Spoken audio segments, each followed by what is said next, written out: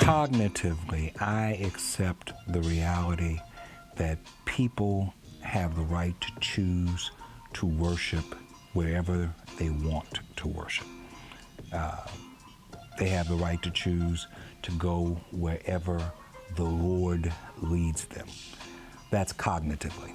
Practically, what is dismaying to me is that so many people of color will find their way to predominantly white-led churches and not lend their talents, their abilities, their God-given gifts to the black church and the black church experience, where the needs are greater and where your effort can be magnified in lifting up brothers and sisters who are in places of despair.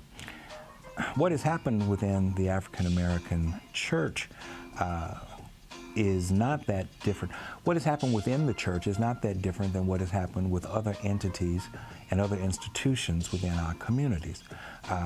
One of the byproducts of desegregation or of integration, whichever way you choose to phrase it, is that there has been a fracture within the African American community. And many of our brothers and sisters have been left behind, and the needs that they have are not being met because there is not the resources available in order to meet them. And I'm not just talking about financial resources. I'm talking about talents, skills, and abilities. I'm talking about academic resources. I'm talking about political influence. I'm talking about the influence that can be made through physical labor and through coming in and just working with one another in order to help lift one another. That's the experience that is unique to the African American church. And it is an experience that more of us need to enjoy and more of us need to benefit from. And we are deprived of that. We are deprived of the ability to make the differences that can be made because of the fracture that exists within our communities.